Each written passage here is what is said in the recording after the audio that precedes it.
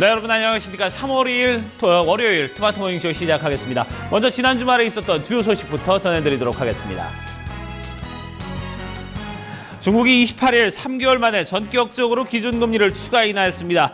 중국이 최대 정치 행사인 양회를 앞둔 시점에 시행된 추가금리 인하는 올해 중국 거시경제 운용 방향의 변곡점이 될 것으로 전망되고 있습니다.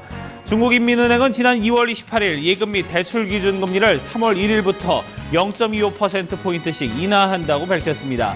이에 따라 1년 만기 대출금리는 5.35%로 내려가고 동일 기간 예금 기준금리는 2.5%로 인하하는 등 요구불 예금을 제외한 전체 금리를 조정했습니다. 중국의 제조업황이 전달보다 좋아졌지만 여전히 위축되고 있는 것으로 나타났습니다.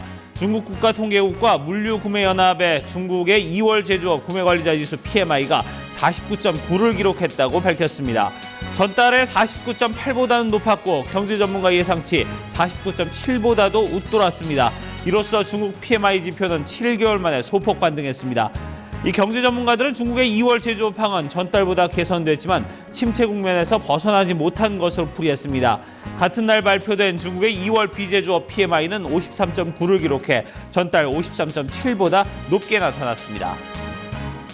연준 내 유력 인사인 윌리엄 더들리 뉴욕 연방준비은행 총재가 금리 인상 신중론을 주장하고 나섰습니다.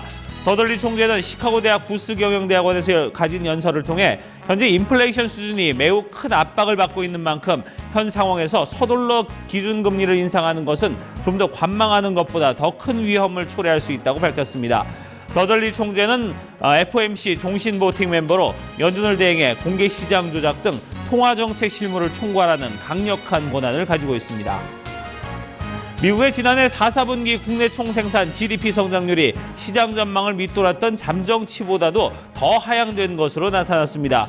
미 상무부는 지난해 4분기 GDP 성장률 수정치가 2.1을 기록해 지난달 발표된 잠정치에 비해 0.4%포인트 낮아졌다고 밝혔습니다. 5.0%의 깜짝 성장을 기록했던 전분기에 비해 미국의 경기가 둔화된 것입니다.